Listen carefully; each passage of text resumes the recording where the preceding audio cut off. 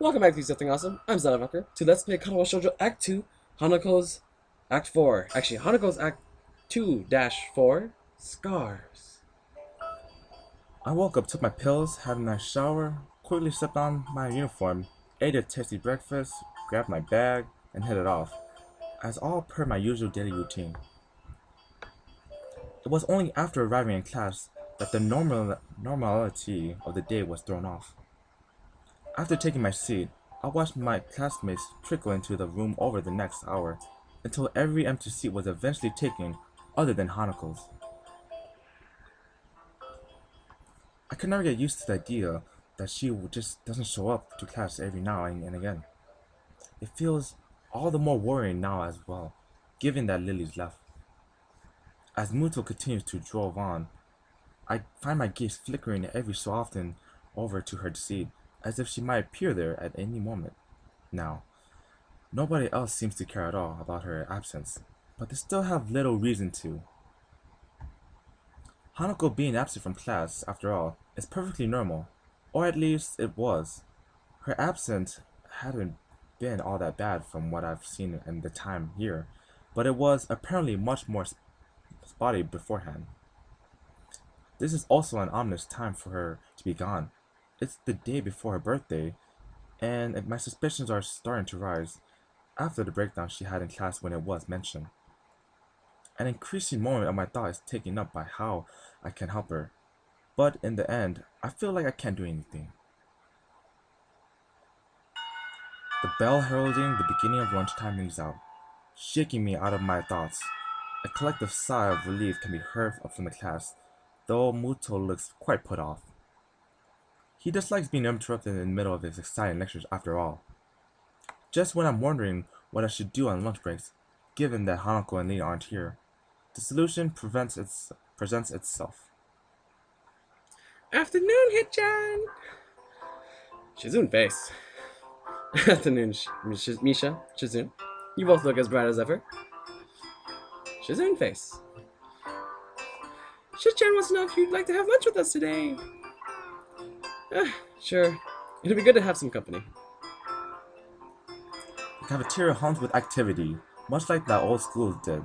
Yamaku is different though, in how strangely civilized the lunchtime rushes. What one would expect to be an unruly mob chomping at the bit to get to the serving area is rather a neat and organized line. There's a small amount of jostling, and people's heads are often craning around to check on what's happening up ahead. It's pretty subdued. This is due to, no doubt, to the very serious rules regarding such matters in the school. The same strict discipline is observed when students move in the hallways or come to and from the dormitories and the school gate. While the reasons for it may slightly off-putting, I've come to quite like this sense of order that's enforced in the school. I didn't really like being told by Shizune and Misha to get their lunches, though. I feel a little bit used as I take the seat at the table where they're sitting, plunking their food down in front of them. Sweet bread and strawberry muff for Misha, a bowl of ramen and juice for Shizune. I heave a sigh of relief as I put it down, after the significant difficulty I had carrying it all in addition to my own lunch. Thank you! Misha clasped her hands together before popping opening the wrapper and digging into her bread ravenously. Shizune simply gives off an appreciative nod before giving her steaming ramen a stir and blowing on it a little to cool it down. I open my own lunch, another packet of sweet bread, and take a bite before washing it down with some juice. The bread is very sweet, so much that I end up forcing myself to stomach it just to get the experience over with. Midway through, I decided to take a break from the difficult task and ask what's on my mind. So, I'm guessing you two had a reason to drag me down here. You two seem to always have an ulterior motive after all. What are you saying, Hifa? We won't have a over this. Her mouth is full of sweetbread as she speaks. It's pretty unpleasant. It's pretty unpleasant sight. Shizune looks a little grossed out before going back to eating her own ramen. I wait until Misha swallows what she has in her mouth before speaking again. You're not buttering me up make me work for you after school. Nope. Not trying to extract information from me that I might not want to give? Nuh-uh. Fine. You win. I guess you just want to eat lunch with someone as intelligent and handsome as me, then. That's it, Hit-chan! You got it! Shizune looks unimpressed as Misha finishes signing our conversations and sucks in the last of the long noodle as she signs her own thoughts. Shizune face. Hit-chan said you shouldn't be so suspicious of us. She's doing her duty as a class representative, after all. How is she... Are you doing that?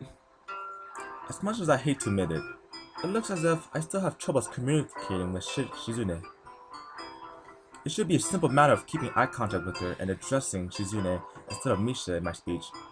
But when somebody else is doing the talking for her, it's a surprisingly difficult task. Shizune face. It's a class representative job to ensure everyone is doing alright in class, isn't it? Not really. Wait, how's making me get your food ensuring that I'll go well in class? Shizune huffs and adjusts her glasses disapprovingly. Shizune face. So this is the thanks we get for giving you companionship during lunchtime? That's a total dodge of the question. Wait, hang on. How did you know that I... Shizune face. Lily's away and Hanako's absent, and since those two are the only people you hang out with... Shizune face. You also made it kind of obvious to see. Ouch. I may have well done so, but she didn't need to rub it in. Maybe this is payback from before. Right. Well, thanks. I appreciate it. And that isn't sarcasm. The two nod and we get back to finishing our meals. It feels a little embarrassing to be accompanied just because they know us I was lonely. But it isn't as if they're strangers either. It isn't long before I finish the last of my bread and start on the last of my juice, and as I do so, I find my mind wandering back to what I've been thinking about before the two interrupted my train of thought. It feels like I'm the only one in the class that so much as acknowledges Hanako not being there. It felt like this the other times she skipped class, but now it's even more acutely annoying. Does nobody care if she's happy or not? Have they just written off any possibilities of helping her? Of helping to make her better? Even Muto doesn't try to keep her in class, and I'm still not wholly convinced by his reasoning. Hey, Hitchan, is your juice past its expiry date? What? You were just pulling a weird face like this. As if it were needed, Misha mimics my own expression. Her exaggeration makes me grimace, though Shizune at least takes some amusement from it. I was just thinking about Hanako. Oh? Misha's interest is peculiar, and so is Shizune's once my words are interpreted for her. I'm just worried about her being so absent so often. Especially now, though. What with her birthday coming tomorrow. The memories of that incident in class are still fresh in their minds. Their faces alone are telling me that much. Do you know anything about Hanako? Anything that might help? Misha shrugs and looks to Shizune, who mulls on this for a while. Shizune face. The only people she's ever talked to for more than a sentence or two are you and Lily. Shizune may not be able to convey Lily's name in a derisive tone of speech, but I feel as if it comes through in her sign language. The effect is lost. However, after Misha's interpretation, Shizune face. There are a couple things we know about Hanako as student council members, thanks to the records that passed through her hands. We can't say anything about what's in them. Understandable. it sounds a lot like the nurse's patient confidentiality.